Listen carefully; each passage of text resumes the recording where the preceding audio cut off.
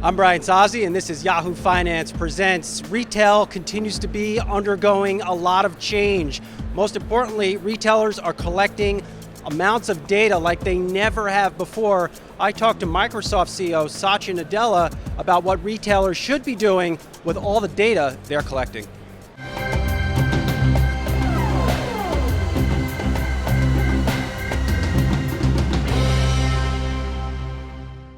Satya Nadella, good to see you. Thank you so much for having me here, Brian. So we know that the narrative in retail is store closures and things are tough. Why do you think tech is so disruptive right now in the retail space?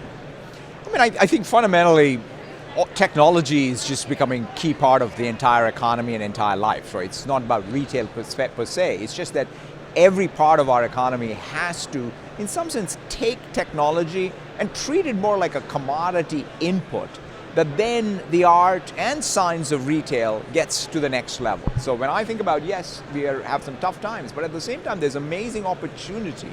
For example, take something like even omni-channel commerce.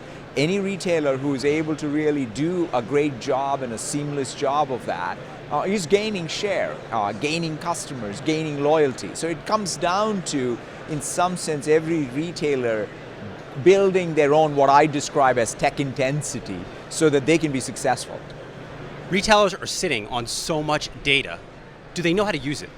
That's the key. Retail and retailers have the most precious asset, which is commercial intent data. And you said it, which is what they do with it is going to define retail and their own prospects in it. Today, I think what they have been caught up in is, in some sense, sometimes, in fact, letting others benefit from their data. In fact, if you think about the amount of any retailer who continuously spending more in online advertising with the classic aggregators is essentially leaking value. Instead of that, let's say if they took commerce marketing, built their own advertising prowess as part of their own website experience, their own mobile experience, and even offline, and brought their data together, first they'll have a high gross margin new business, which in turn will help fund new experiences for their consumers, including shipping, as well as in fact provide a channel for every supplier out there. So I think it's possible.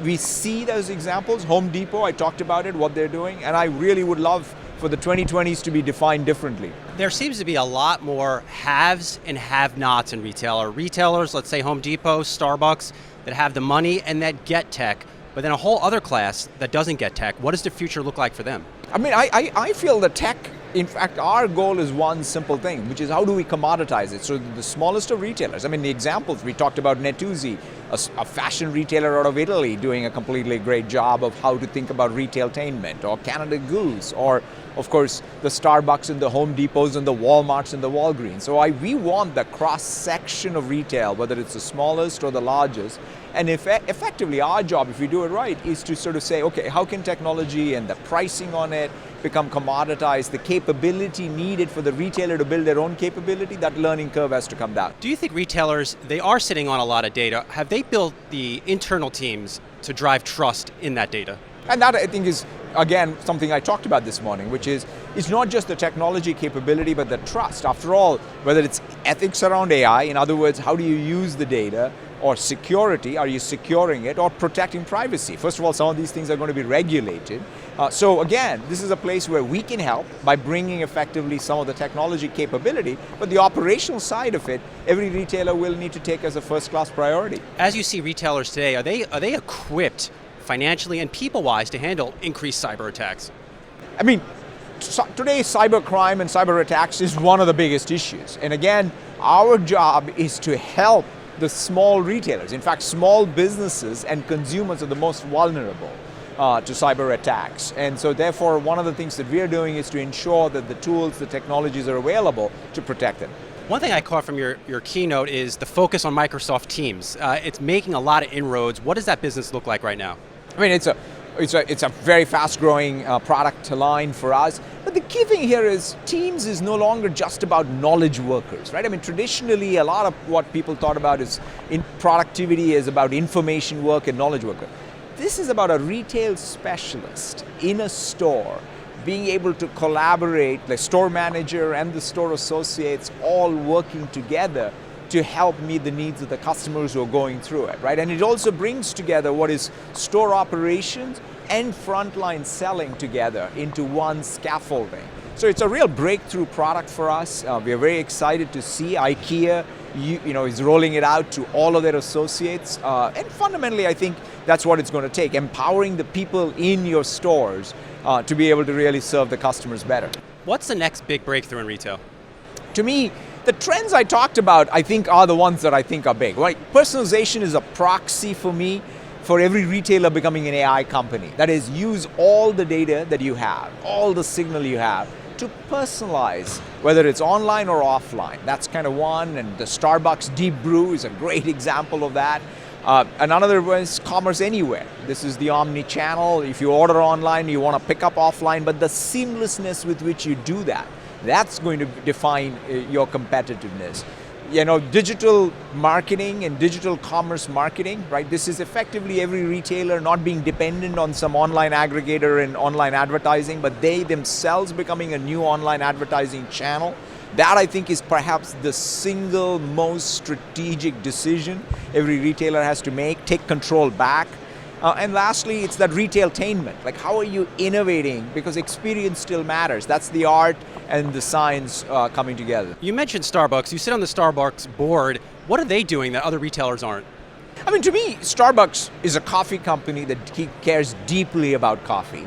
And what they've always done is use technology to keep improving that core ethos of Starbucks, whether it is what they do in their supply chain or what they do in terms of the retail experience or their new mobile convenience experiences. Everything is about using technology but never losing sight as Starbucks Coffee Company that it's about coffee and the coffee experience. What's the biggest challenge for retail looking out over the next decade?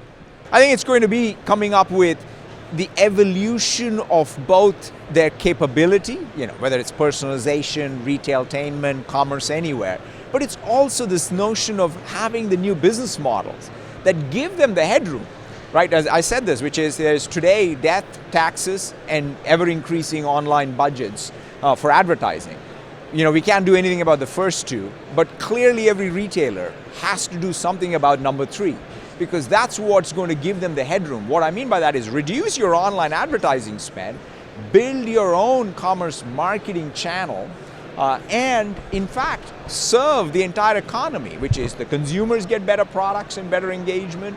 You yourself as a retailer now have a new high gross margin business line. And most importantly, for the brands and the suppliers, they have a new channel. And so I think that that's perhaps one of the priorities in the next decade. I want to touch a little more broadly on the cloud business. You recently won the Jedi contract. Does that serve as a halo over your overall business at Microsoft?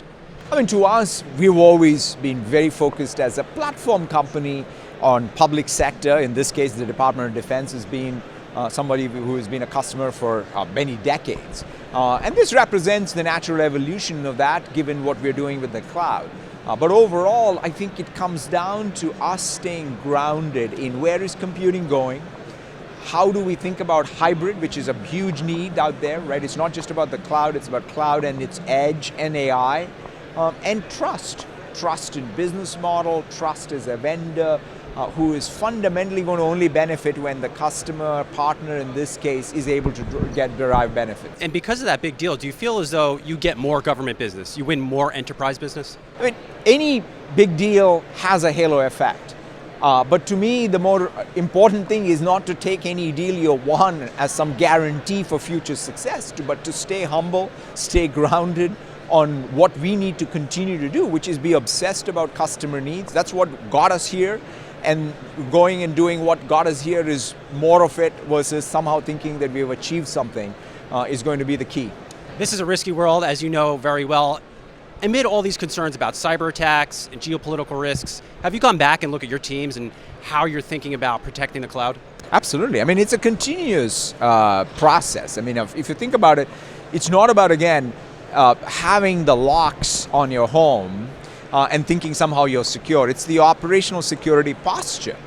Even when you are attacked, the real issue is not the attack itself, because there is going to be a continuous cat and mouse game here. The question is, how quickly were you able to detect it, how you were able to mitigate it. I know the press headlines are all about what happened. The question is, if you look at the capability, when what happened, what did you do? That's the core. So to us, about operational security posture we have, how are we learning, how are we keeping things more secure, is going to define how things evolve. How safe is the cloud? I think the cloud, if you think about it, just go back to what does it require. It's an intelligence game. So the more you see, the more you can secure. So by definition, the cloud is more secure than anybody else who may even have a data center of their own, but only sees partial activity. So by definition, I think technologically the cloud is more secure.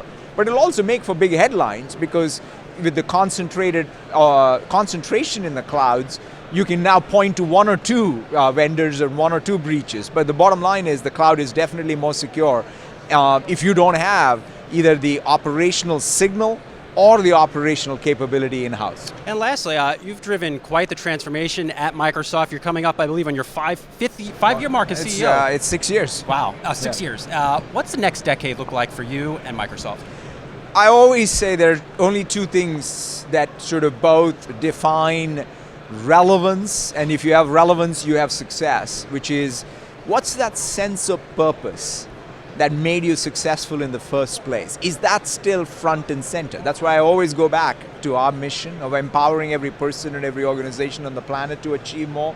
What we do about that in the next decade. Technologies will come and go, but that core approach, that core ethos of really approaching it as a platform company, that's going to define what we are going to do in the next decade. Satya Nadella, good to see you. Thank you so much. It was such a pleasure.